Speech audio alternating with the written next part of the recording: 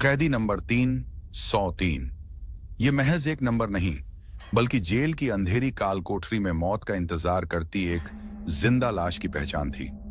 अदालत का फैसला आ चुका था। फांसी की सजा सुनाई जा चुकी थी। उसकी जिंदगी की उल्टी गिनती शुरू हो गई थी।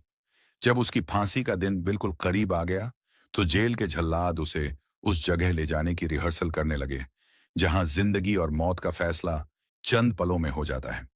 उसकी मौत की तारीख तय हो चुकी थी। उसी वक्त जेल की 28 साल की जेलर साहिबा, जो बाहर से सख्त मगर अंदर से बेहद नरम दिल इंसान थी, उसके पास पहुंची। नियम के मुताबिक मौत से पहले कैदी की आखिरी ख्वाहिश पूछी जानी थी। जेलर साहिबा ने पूछा, तुम्हारी कोई आखिरी इच्छा? कैदी ने धीरे से सिर उठाया। उसकी आंखों में मौत का खौफ नहीं, बल्कि एक अजीब सा सूनापन था। उसने अपनी जुबान से जो ख्वाहिश बयां की, उसने जेल की ऊंची दीवारों के भीतर सनसनी फैला दी। उसने बेहद ठंडी और ठहराव भरी आवाज में कहा, मैडम, मेरी जिंदगी की बस एक ही आखिरी ख्वाहिश है। मैं मरने से पहले शादी करना चाहता हूं। मैं चाहता हूं कि एक कुंवारी लड़की जो अपनी मर्जी से तैयार हो, वो मेरी जिंदगी की आखिरी रात मेरे साथ मेरी पत्नी बनकर गुजारे। बस एक रात के लिए वो मेरी हो, यही मेरी आखिरी ख्वाहिश है। ये सुनते ही वहां तैनात संतरी और जेल के अधिकारी सन्न रह गए। सबके पैरों तले जमीन खिसक गई। एक दूसरे का मुंह ताकने लगे।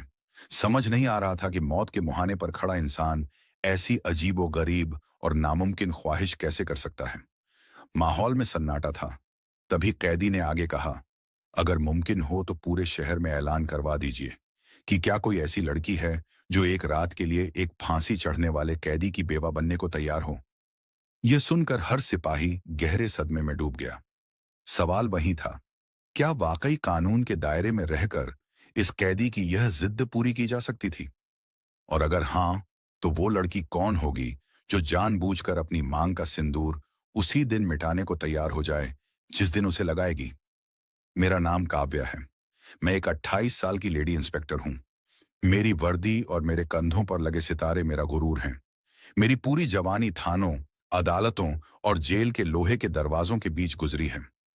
मैंने अनगिनत मुजरिमों को फांसी के फंदे पर झूलते देखा है। कुछ की आंखों में पछतावा होता था, तो कुछ बेहद खूंखार। लेकिन मेरे पूरे करियर में एक कैदी ऐसा आया जिसने मेरे दिल और दिमाग को बुरी तरह उलझा दिया। उसका नाम था कैदी नंबर 303। वो कोई मामूली मुजरिम नहीं लगता था। उसकी गहरी काली आंखों में एक ऐसा समंदर था जिसमें न जाने कितने राज दफन थे। मैं जितनी बार उसे देखती, उसे समझ नहीं पाती थी। न तो उसके चेहरे पर किसी कातिल जैसी क्रूरता थी और न ही किसी बेगुनाह जैसी घबराहट। जब मेरी पोस्टिंग इस सेंट्रल जेल में हुई, तब मैं नई थी। लेकिन जब भी मेरी नजर कैदी नंबर 303, जिसका नाम रेहान था, पर पड़ती, मुझे लगता जैसे वह किसी गहरी सोच में डूबा है। उसके चेहरे पर एक अजीब सा सुकून था, लेकिन आंखों में वीरान उदासी। जो बात मुझे सबसे ज्यादा परेशान करती थी, वो थी उसकी उम्र। महज 21 साल। एक ऐसा लड़का जिसने अभी जवानी की दहलीज पर कदम ही रखा था, जिसने दुनिया ठीक से देखी भी नहीं थी, उसे अब हमेशा के लिए अंधेरों में खो जाना था। वो बहुत कम बोलता था। पूरे दिन अपनी कोठरी के कोने में बैठा ताकता रहता। कई बार मेरा मन होता कि उससे पूछूं, आखिर तुमने ऐसा कौन सा गुनाह किया है? लेकिन उसकी खामोशी देखकर मेरे कदम रुक जाते। फिर भी न चाहते हुए भी उसके लिए मेरे दिल में एक हमदर्दी पैदा हो रही थी। जैसे मेरा दिल कह रहा हो कि जो दिख रहा है सच उससे अलग है, मगर जेल के कानून सख्त होते हैं। फिर वो मनहूस दिन आ गया। मुझे नोटिस मिला कि ठीक 2 दिन बाद सुबह 4 बजे कैदी नंबर 303 को फांसी दी जानी है। उसे आखिरी बार अपने परिवार से मिलने की इजाजत थी। ये खबर पढ़ते ही मेरे दिल में अजीब सी बेचैनी हुई। उस दिन रेहान अपनी बूढ़ी माँ से मिल रहा था। मुलाकाती कमरे का मंजर दिल दहला देने वाला था। उसकी माँ जाली के उस पार से रोते हुए कह रही थी, मेरा बेटा निर्दोष है। मेरा रेहान कभी किसी का बुरा नहीं कर सकता। ऊपर वाला तुझे बचा लेगा। एक माँ का वो यकीन मेरे कानों में गूंजता रहा। फांसी की सजा सुनाई जा चुकी थी, फिर भी उस औरत का भरोसा नहीं डगमगाया था। उसी शाम मुझे हुक्म मिला कि रेहान से उसकी आखिरी ख्वाहिश पूछी जाए। मैं भारी कदमों से उसकी सेल की तरफ बढ़ी। मुझे लगा वो माँ के साथ और वक्त मांगेगा। मैंने सलाखों के पास जाकर नरमी से पूछा, रेहान, तुम्हारी कोई आखिरी ख्वाहिश हो तो बताओ। रेहान ने मेरी तरफ देखा और शांत आवाज में बोला, मैडम, मैं चाहता हूं कि आप मुझे एसपी सर के सामने पेश करें। मैं अपनी ख्वाहिश उन्हीं से कहूंगा। मैं उसे लेकर एसपी साहब के कमरे में पहुंची। एसपी साहब ने पूछा, बेटा, बताओ क्या चाहते हो? रेहान ने गहरी सांस ली और वही बात दोहराई, सर, मेरी आखिरी ख्वाहिश है कि मैं शादी करना चाहता हूं। मैं अपनी मौत से पहले एक रात अपनी बीवी के साथ गुजारना चाहता हूं। कमरे में सन्नाटा छा गया। एसपी साहब, मैं और बाकी अफसर हैरानी से एक दूसरे को देखने लगे। किसी को यकीन नहीं हो रहा था कि एक सजाए मौत का कैदी इतने इत्मीनान से शादी की बात कर रहा है। एसपी साहब ने हैरानी से कहा, बेटा, हम शादी करवा भी दें, मगर कौन सी लड़की तुमसे शादी करेगी, ये जानते हुए कि अगले दिन तुम फांसी पर लटक जाओगे? तुम कैदी हो। कोई भी माँ बाप अपनी बेटी का हाथ तुम्हें क्यों देंगे? तुम अपनी आखिरी ख्वाहिश क्यों बर्बाद कर रहे हो? कुछ और मांग लो। लेकिन रेहान पर उनकी बातों का असर नहीं हुआ। वो पूरे भरोसे से बोला, सर, मैं फैसला कर चुका हूं। आप बस पूरे शहर में ऐलान करवा दीजिए कि रेहान, जिसे कल फांसी होनी है, शादी करना चाहता है। अगर कोई लड़की तैयार हो तो उसे रोका ना जाए। अगर कोई नहीं आया तो मुझे कोई गम नहीं, फिर चाहे मुझे सूली पर चढ़ा देना। उसकी जिद और आत्मविश्वास ने हम सबको सोचने पर मजबूर कर दिया। एसपी साहब ने काफी सोचने के बाद हार मान ली। उन्होंने कहा, ठीक है, हम ऐलान करवा देंगे, लेकिन हमें यकीन है कि कोई नहीं आएगा। ये पागलपन है। शहर भर में मुनादी पिटवा दी गई। अखबारों और सोशल मीडिया पर खबर आग की तरह फैल गई।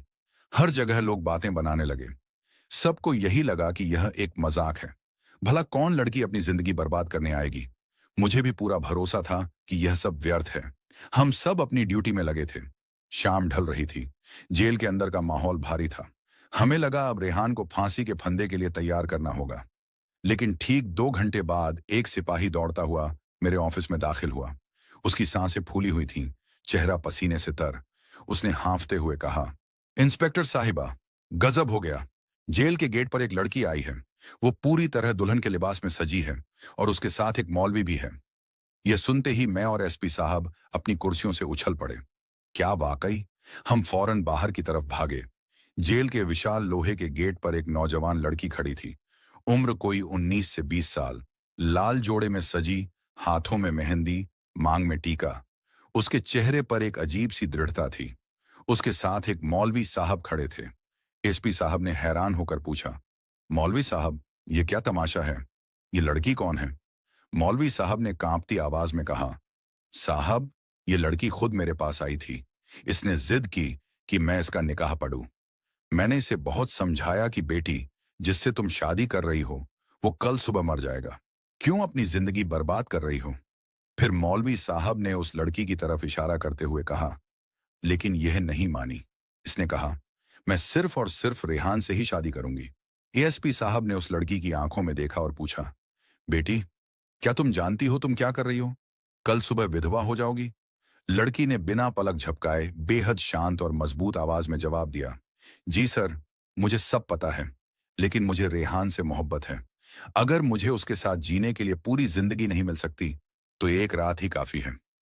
यह सुनते ही वहां मौजूद हर शख्स की रूह कांप गई। पूरी जेल में खामोशी छा गई। हमें यकीन ही नहीं हो रहा था कि आज के दौर में भी कोई लड़की किसी कैदी से इतनी बेइंतहा मोहब्बत कर सकती है कि उसके लिए विधवा होने को भी तैयार हो जाए। बात जितनी अजीब थी, उतनी ही सच भी।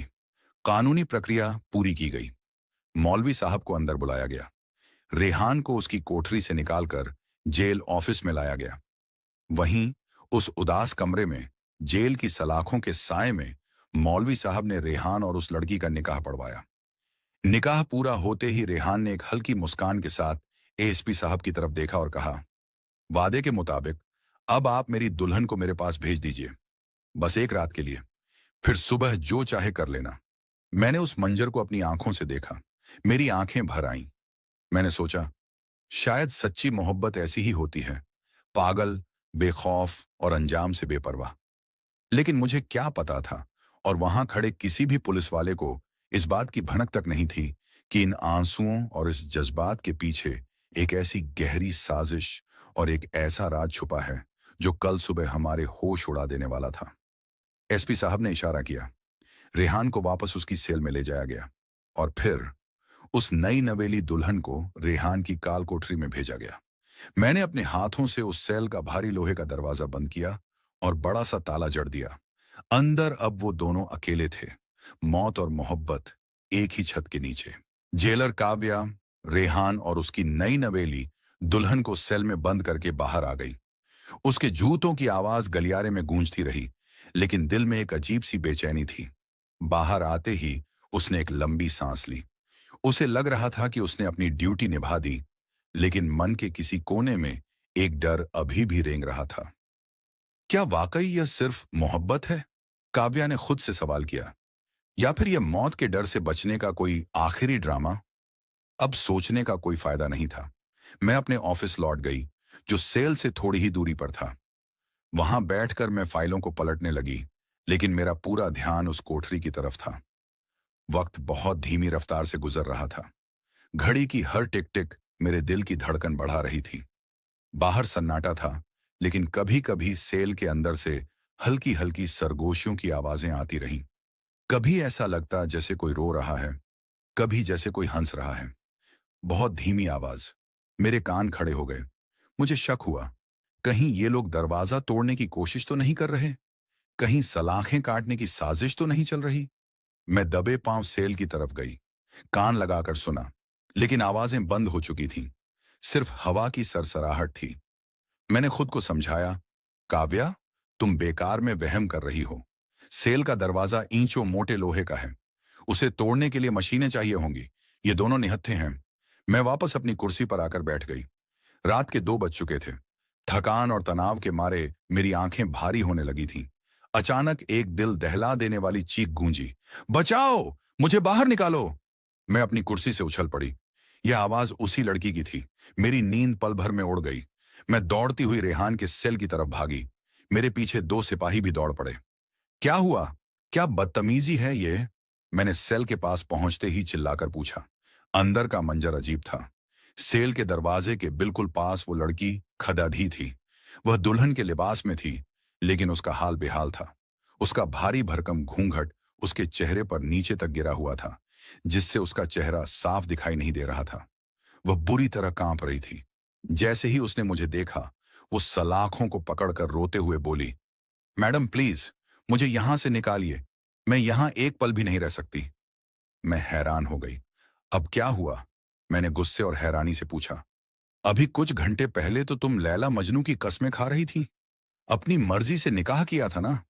इतनी जल्दी मोहब्बत का नशा उतर गया? लड़की ने कोई सीधा जवाब नहीं दिया। वो बस रोए जा रही थी और अपना सिर न में हिला रही थी। उसकी आवाज घूंघट के पीछे से दबी दबी आ रही थी। मुझसे गलती हो गई, बहुत बड़ी गलती। मुझे नहीं पता था कि मौत का साया इतना डरावना होता है। मुझे जाने दीजिए, खुदा के वास्ते दरवाजा खोलिए। उसकी हालत देखकर मुझे लगा कि शायद रेहान ने उसके साथ कुछ गलत किया है, या फिर मौत के खौफ ने इस नाजुक लड़की का हौसला तोड़ दिया है। आखिर एक 20 साल की लड़की कब तक एक मुजरिम के साथ काल कोठरी में रह सकती थी? मेरे मन में उसके लिए थोड़ी दया आ गई और साथ ही गुस्सा भी कि इन्होंने मेरा वक्त बर्बाद किया। मैंने सिपाहियों को इशारा किया, चाबी निकाली और ताला खोला। दरवाजा खुलते ही वो लड़की बाहर निकली। उसने एक बार भी पीछे मुड़कर सेल के अंदर नहीं देखा, जहां उसका शौहर अपनी मौत का इंतजार कर रहा था। उसने एक बार भी मुझसे आंख नहीं मिलाई। अपना घूंघट कसकर पकड़े हुए वह सिर झुकाए तेजी से कॉरिडोर की तरफ भाग निकली। मैंने उसे जाते हुए देखा। मैंने सेल के अंदर झांका। अंधेरा था। एक कोने में कंबल ओढ़े कोई लेटा हुआ था। मुझे लगा रेहान है, शायद अपनी बेइज्जती और किस्मत पर रो रहा है। मैंने उसे डिस्टर्ब करना ठीक नहीं समझा। आखिर कुछ ही घंटों बाद उसे फांसी होनी थी। मैंने दोबारा सेल का भारी दरवाजा बंद किया, ताला लगाया, उसे एक बार खींचकर चेक किया। सब कुछ सुरक्षित था।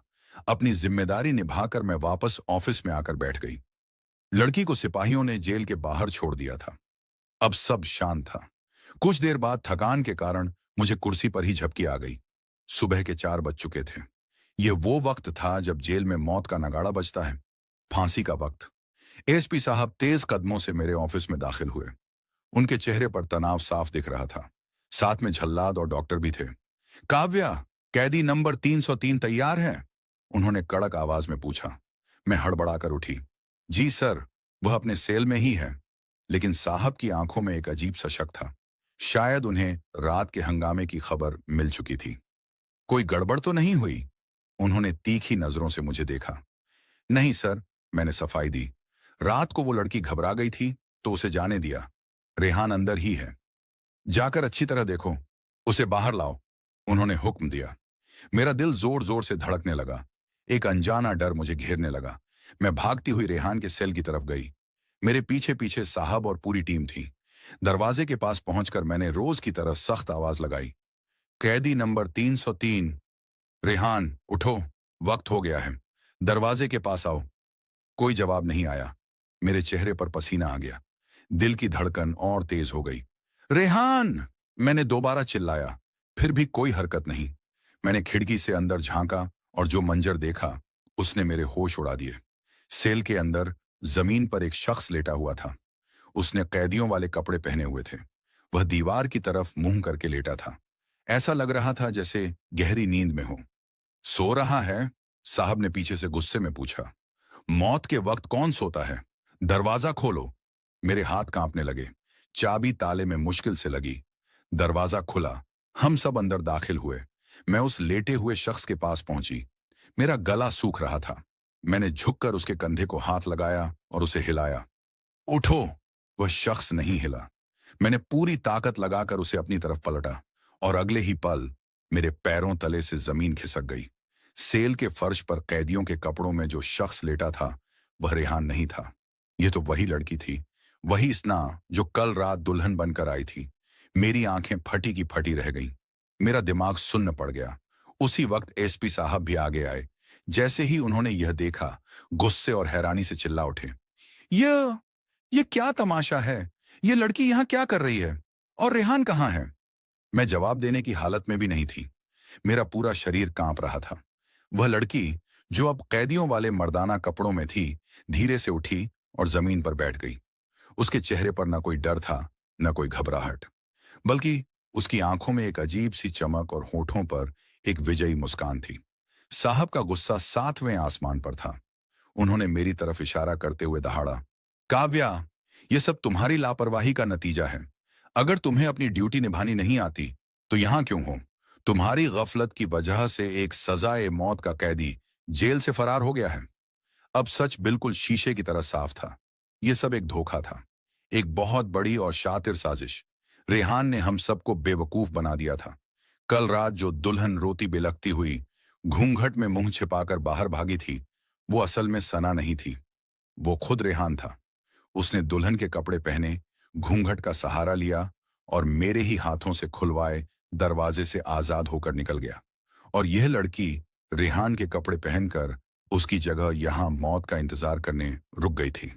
हम जिसे मोहब्बत समझ रहे थे, वो दरअसल एक मास्टरमाइंड प्लान था। रेहान जा चुका था। सुबह के 4 बज रहे थे। फांसी का फंदा तैयार था, लेकिन मुजरिम गायब था। अब सवाल यह था कि इस लड़की का क्या किया जाए। वो हमारे सामने बैठी थी, बिल्कुल शांत। साहब ने गुस्से में उससे पूछा, तुम जानती हो तुमने क्या किया है? तुमने एक मुजरिम को भगाया है। इसकी सजा तुम्हें मिलेगी। बताओ रेहान कहाँ गया है?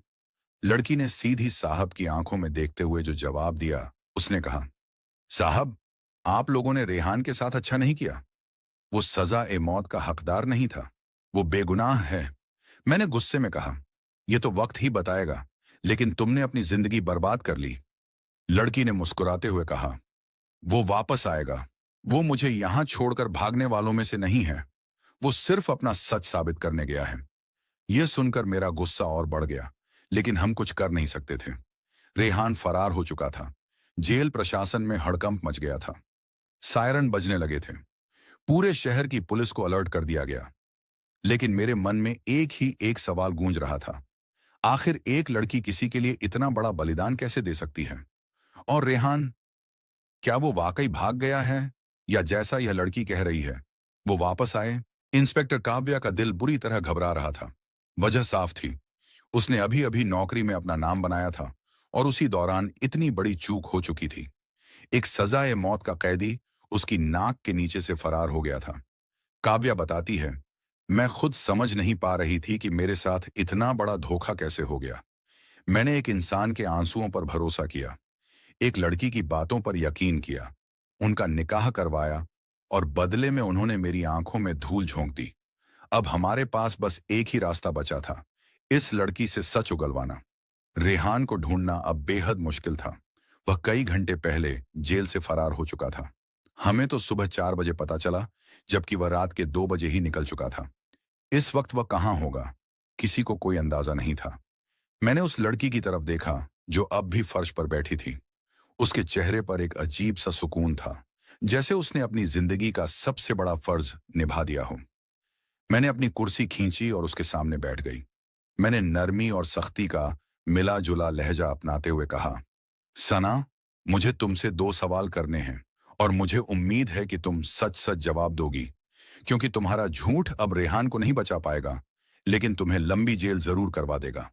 उसने बिना हिचक मेरी आंखों में आंखें डालकर कहा, मैं रेहान भाई के बारे में हर बात सच सच बताने के लिए तैयार हूं मैडम। मैं चौंक गई। वह अब भी रेहान को शौहर नहीं भाई कह रही थी। कल रात निकाह हुआ था, फिर यह भाई का क्या चक्कर था? मैंने कड़े लहजे में पूछा, भाई, क्या तुम उसे अपना भाई मानती हो?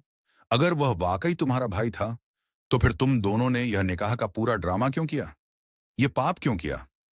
वह खामोश हो गई, जैसे किसी गहरी सोच में डूब गई हो। फिर उसने जो कहा, उसने मेरे और सुपरिटेंडेंट साहब के होश उड़ा दिए। हाँ मैडम, वो मेरा सगा भाई तो नहीं, लेकिन सगे से बढ़कर है।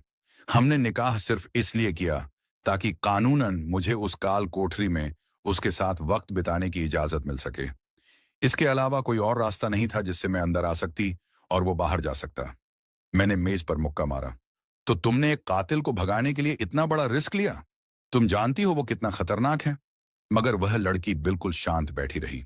उसने कहा, यकीन मानिए मैडम, वह वैसा इंसान नहीं है जैसा फाइलों में लिखा है। वह भागा नहीं है, वह जल्द ही वापस आएगा। मैं हैरान रह गई। इतना यकीन कैसे? मैंने पूछा। मौत के मुंह से निकलकर कौन वापस आता है? उसने गहरी सांस ली और बोली, वो जानता है कि उसे क्या करना है। और सबसे अहम बात, अब उसने कानून की नजर में मुझसे निकाह कर लिया है। मैं उसकी जिम्मेदारी हूं। वो मुझे यहां जेल में सड़ने के लिए छोड़कर कभी नहीं भागेगा। वो अपनी जान दे सकता है, पर अपनों का साथ नहीं छोड़ता। उसके लहजे में इतना ठहराव था कि मेरे अंदर भी एक अजीब सी बेचैनी पैदा हो गई। मैंने संजीदगी से पूछा, आखिर माजरा क्या है? रेहान ने ऐसा क्या किया था कि उसे फांसी हुई? और वो बेगुनाह कैसे है? सना ने अपनी भीगी हुई पलकें उठाईं और बोली, अगर आप मेरी पूरी कहानी सुनेंगी तो शायद आपको भी यकीन हो जाएगा कि बेगुनाह सलाखों के पीछे था और गुनहगार बाहर घूम रहे हैं। सन्ना बोली, मेरा परिवार और रेहान का परिवार पड़ोसी थे। रेहान बचपन से ही निडर था। मेरे वालिद के गुजरने के बाद रेहान ने ही मेरे घर की जिम्मेदारी उठाई थी। वो मेरे लिए भाई, बाप, दोस्त, सब कुछ था। हमारे मोहल्ले में एक बाहुबली नेता का बेटा रहता था, विक्की। उसकी नजर मुझ पर थी। वो अक्सर मुझे तंग करता था। एक रात बारिश हो रही थी। मेरी माँ बीमार थी और मैं उनके लिए दवा लेने बाहर नहीं जा सकती थी। रेहान हमारे घर आया था हमारा हालचाल पूछने। उसी वक्त विक्की अपने 3 गुंडों के साथ हमारे घर में घुस आया। वो शराब के नशे में धुत था। उसने बदतमीजी शुरू कर दी। रेहान ने उसे रोका तो उसने बंदूक निकाल ली। सना की आवाज कांपने लगी। विक्की ने गोली चलाई, लेकिन रेहान बच गया। फिर उनके बीच हाथापाई हुई। रेहान ने सिर्फ अपनी और मेरी इज्जत बचाने के लिए उनसे लड़ाई की। उस छीना झपट्टी में विक्की की अपनी ही बंदूक से गोली चल गई और वो मारा गया। उसके बाकी साथी भाग गए। अगले दिन विक्की के बाहुबली पिता ने पूरी कहानी पलट दी। पुलिस, गवाह, सबूत सब खरीद लिए गए। ये साबित कर दिया गया कि रेहान ने जानबूझकर विक्की का कत्ल किया है और वो एक पेशेवर अपराधी है। जो गुंडे विक्की के साथ थे, वो अदालत में गवाह बन गए कि रेहान ने हमला किया था। हमारे पास कोई सबूत नहीं था। रेहान को फांसी की सजा सुना दी गई। सना रोते हुए बोली, मैडम, उस रात झगड़े के दौरान विक्की का मोबाइल फोन सोफे के नीचे गिर गया था, जो किसी को नहीं मिला। उस फोन में विक्की ने अपनी मस्ती के लिए वीडियो रिकॉर्डिंग ऑन कर रखी थी। उस वीडियो में सब कुछ रिकॉर्ड हो गया था कि गोली कैसे चली और असलियत क्या थी। वो फोन रेहान को मिल गया था और उसने पुलिस के आने से पहले उसे एक सुरक्षित जगह छिपा दिया था। वो जानता था कि पुलिस उसे भी गायब कर देगी। वो जेल से इसलिए भागा है ताकि उस सबूत को ला सके। वो सबूत जो उसकी बेगुनाही साबित करेगा और विक्की के पिता का असली चेहरा दुनिया के सामने लाएगा। सन्ना की बात सुनकर पूरे कमरे में सन्नाटा छा गया। एसपी साहब और मैं एक दूसरे को देखने लगे। अगर यह सच था तो हम एक बहुत बड़े पाप के भागीदार बनने जा रहे थे, एक बेगुनाह को फांसी देकर। घड़ी की सुइयां तेजी से भाग रही थीं। रेहान को भागे हुए 12 घंटे से ज्यादा हो चुके थे। पुलिस की कई टीमें शहर भर में खाक छान रही थीं, लेकिन उसका कोई सुराग नहीं था। शहर के हर नाके पर चेकिंग चल रही थी। मीडिया में खबर आग की तरह फैल गई थी। मौत की सजा पाया कैदी जेल से फरार। मेरी वर्दी पर भी सवाल उठ रहे थे। सस्पेंशन का लेटर तैयार हो रहा था, लेकिन मेरा दिल अब नौकरी बचाने में नहीं, बल्कि उस सच को जानने में लगा था जो सना ने बताया था। क्या रेहान वाकई वापस आएगा? दोपहर के 2 बज चुके थे। मेरी उम्मीदें दम तोड़ रही थीं। मुझे लगा सना ने हमें इमोशनल बेवकूफ बनाया है। रेहान अब तक शायद शहर छोड़कर सरहद पार कर चुका होगा। तभी मेरे वायरलेस सेट पर एक आवाज गूंजी, मैडम, जेल गेट पर हलचल है। एक गाड़ी तेज रफ्तार में आ रही है। मैं दौड़कर खिड़की के पास गई। जेल के गेट पर एक पुरानी जीप आकर रुकी। उसमें से एक शख्स उतरा। वो रेहान था, लेकिन वो अकेला नहीं था। उसने एक हाथ से एक अधेड़ उम्र के आदमी को कॉलर से पकड़ रखा था और दूसरे हाथ में एक मोबाइल फोन और कुछ फाइलें थीं। मैं और एसपी साहब भागते हुए नीचे पहुंचे। रेहान ने हमें देखते ही उस आदमी को हमारे कदमों में फेंक दिया। वो आदमी कोई और नहीं, उस बाहुबली नेता का राइट हैंड और उस रात का मुख्य गवाह था। रेहान की हालत खराब थी। उसके कपड़े फटे हुए थे, चेहरे पर चोट के निशान थे। साफ लग रहा था कि उसने बाहर जाकर कोई बड़ी जंग लड़ी है। उसने हांफते हुए वो मोबाइल और पेन ड्राइव एसपी साहब की तरफ बढ़ाया। सर, रेहान की आवाज में थकान थी, मगर आंखों में जीत की चमक। ये रहा वो सबूत। इसमें उस रात की पूरी वीडियो रिकॉर्डिंग है। और ये आदमी, इसने अभी अभी कबूल किया है कि इसने कोर्ट में झूठी गवाही दी थी। फिर उसने सना की तरफ देखा, जो सिपाहियों के बीच खड़ी थी। उसने मुस्कुराते हुए कहा, मैंने वादा किया था सना, मैं तुझे और तेरे भरोसे को अकेला नहीं छोड़ूंगा। एसपी साहब ने तुरंत उस वीडियो को चेक किया। सब कुछ दूध का दूध और पानी का पानी हो गया। वीडियो में साफ दिख रहा था कि विक्की कैसे सना के साथ जबरदस्ती कर रहा था और कैसे झगड़े में खुद उसकी ही गोली से उसकी मौत हुई। यह कत्ल नहीं था, यह आत्मरक्षा, सेल्फ डिफेंस थी। रेहान ने जेल से भागने का जुर्म जरूर किया था, लेकिन उसका मकसद न्याय था। उसने कानून तोड़ा था ताकि कानून का सम्मान बचा सके। उसी दिन शाम को जज साहब के सामने नए सबूत पेश किए गए। बाहुबली नेता का प्रभाव धरा का धरा रह गया, क्योंकि वीडियो सोशल मीडिया पर वायरल हो चुका था। जनता सड़कों पर थी। अदालत का फैसला ऐतिहासिक था। सारे सबूतों और गवाहों के मद्देनजर अदालत अपने पुराने फैसले को रद्द करती है। यह साबित होता है कि रेहान ने जो किया वह आत्मरक्षा में था। उसे बाइज्जत बरी किया जाता है। हाँ, जेल से भागने के जुर्म में उसे कुछ महीनों की सजा और हुई, लेकिन फांसी का फंदा हमेशा के लिए टूट चुका था। कुछ महीनों बाद जब रेहान की रिहाई का दिन आया, तो मैं जेल के गेट पर खड़ी थी। सना बाहर उसका इंतजार कर रही थी। इस बार वह दुल्हन के लिबास में नहीं, बल्कि एक साधारण सूट में थी, लेकिन उसके चेहरे की खुशी किसी दुल्हन से कम नहीं थी। रेहान ने गेट से बाहर कदम रखा। उसने पलटकर मेरी तरफ देखा और सैल्यूट किया। थैंक यू मैडम, उसने कहा। अगर उस रात आप वो दरवाजा न खोलती तो शायद सच हमेशा के लिए दफन हो जाता। मैंने मुस्कुराकर कहा, जाओ रेहान, जी लो अपनी जिंदगी, और याद रखना, मोहब्बत और सच्चाई को किसी कानून की हथकड़ी नहीं रोक सकती। रेहान और सना एक दूसरे का हाथ थामे जेल की उन ऊंची दीवारों से दूर अपनी नई दुनिया की तरफ चल दिए। उस दिन मुझे समझ आया कि सना ने उस रात जो किया वह पागलपन नहीं था, वह विश्वास था। एक ऐसा विश्वास जिसने मौत को भी हरा दिया।